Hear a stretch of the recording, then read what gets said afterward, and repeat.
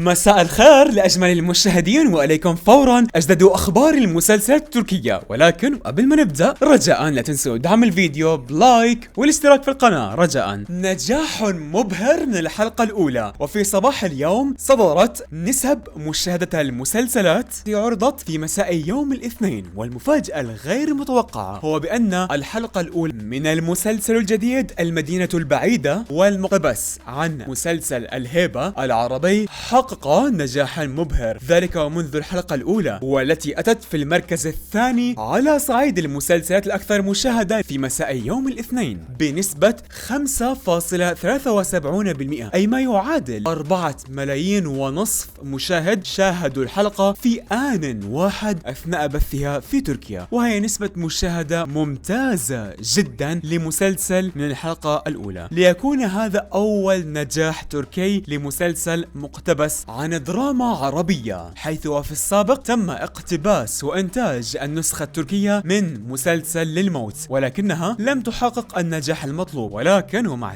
ثاني اقتباس تركي من العرب حقق نجاحا كبير. وفي التدقيق أكثر في نسب المشاهدة لمسلسل المدينة البعيدة، نرى بأن الجانب الآسيوي من تركيا هم أكثر الذين اهتموا بمشاهدة المسلسل من الحلقة الأولى، وهم من ساهموا برفع نسبة المشاهدة، وكانت نسبة مشاهدتهم 5.11%، بينما الجانب الأوروبي من تركيا أبدى اهتماما أقل للمسلسل، وكانت نسبة مشاهدة الحلقة الأولى في الجانب الأوروبي 2.77% فقط. ولإشارة، واسم مسلسل المدينة البعيدة باللغة التركية متصدر حاليا في العديد من الدول وهو حديث الناس. يا ترى برأيكم ما هو سبب نجاح النسخة التركية من المسلسل؟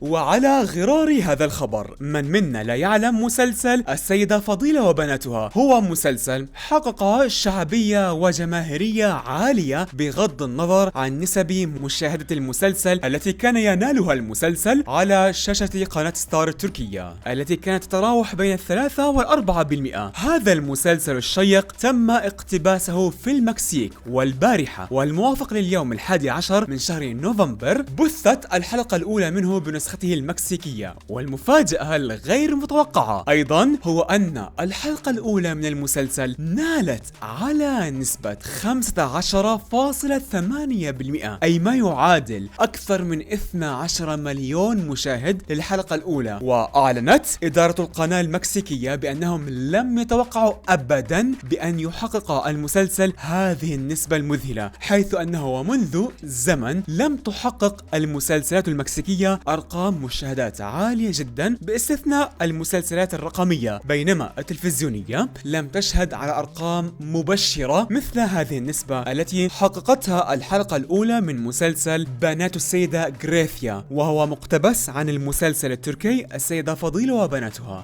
ذلك وعلى حد قوله. وأعلنت أيضا القناة بأنهم سعيدون جدا بالخطوة التي قاموا بها، وهي باقتباسهم مسلسل السيدة فضيلة وبناتها، فالنتيجة كانت رائعة، ذلك ومنذ الحلقة الأولى. وأشاروا بأن هذه الخطوة قد تتكرر، وسوف يتم اقتباس مسلسلات تركية أخرى في المستقبل لإنتاج النسخ المكسيكية منها. وللإشارة، التكلفة الإنتاجية لإنتاج النسخة المكسيكية من مسلسل السيدة فضيلة وبناتها هي أعلى بكثير من النسخة التركية. فمثلا هذا البيت اللي صوروا فيه النسخة التركية، بينما هذا هو البيت اللي صوروا فيه النسخة المكسيكية، وغيرها من التفاصيل اللي سببت انه تكون النسخة المكسيكية اعلى في القيمة والتكلفة الانتاجية. المضحك انه فضيلة كانت مقطعة حالها عشان هداك البيت، كيف لو تشوف البيت النسخة المكسيكية راح تلطم. وبالاستمرار مع نجاح المسلسلات التركية عالميا، من منكم لم يشاهد مسلسل قلب واحد؟ إذ لم تشاهده يا لك من محظوظ، إنه مسلسل جميل جدا ولا يفوت، والأجمل بأنه مسلسل مميز وقصة جديدة كليا وغير مكررة، وهذا دوما ما يبحث عنه المشاهد، هي القصص الجديدة والغير مكررة. فهو مسلسل من النوع الرياضي الدرامي الرومانسي العائلي عن مدرب فريق هوكي الجليد في كندا، ولكن تم طرده من كندا من بعد أن فقد أعصابه تجاه لاعب في فريقه وهو تطاول عليه بالكلام، ومن بعده تم طرده من كندا، وأجبر مدرب الهوكي التركي على العودة من جديد إلى بلده تركيا، وسئم من الجلوس دون عمل هنا في تركيا ليقرر تأسيس أول فريق هوكي الجليد في تركيا، مع العلم بأن هوكي الجليد في تركيا غير شعبية وليست معروفة كثيرا ولا من مهتمين لها، حيث سوف يكون المدرس في تحدي كبير لتأسيس أول فريق هوكي الجليد في تركيا. الآن هذا المسلسل التركي المميز تم اقتباسه وإنتاج النسخة الروسية منه مع إجراء التغييرات على المسلسل لتتناسب أكثر مع المشاهد الروسي، كما وأن النسخة الروسية تتألف من 8 حلقات فقط، أي أن القصة تم اختصارها كثيرا على عكس النسخة التركية التي تتألف من 22 حلقة، ولكن حتى الآن لم يكشف عن نسب مشاهدة النسخة الروسية من المسلسل.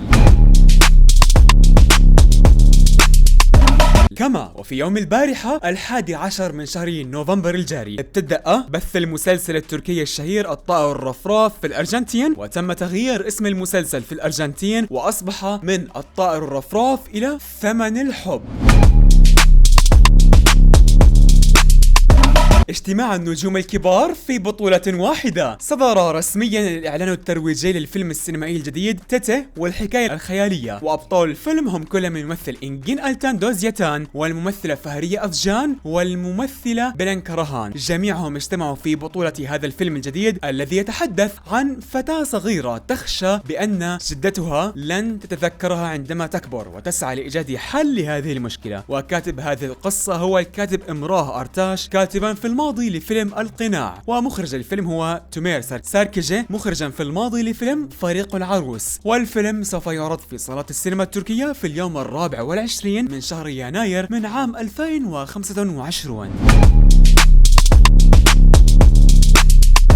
أول مسلسل تركي يرشح في حفل جوائز أوروبي The Golden Rose، هو حفل توزيع جوائز أوروبي عالمي يقام في كل عام، وهو ينظم من قبل اتحاد البث الأوروبي وتحديدا من سويسرا، والهدف منهم تكريم أصحاب البرامج والمسلسلات التلفزيونية، ولأول مرة في تاريخ هذا الحفل ذلك منذ عام 1961 يرشح مسلسل تركي للفوز بجائزة أفضل مسلسل تلفزيوني. وحاليا هنالك 5 منافسين لمسلسل المتوحش، فهنالك مسلسل بلجيكي ومسلسلين من بريطانيا ومسلسل برازيلي ومسلسل من جنوب أفريقيا، ودخل مسلسل المتوحش في المنافسة من بعد التصفية النهائية التي قامت بها لجنة تحكيم المهرجان، وسوف يتم الإعلان عن النتائج من خلال حفل سوف يقام في كينغز بالاس في لندن، ذلك وفي اليوم 2 من شهر ديسمبر المقبل.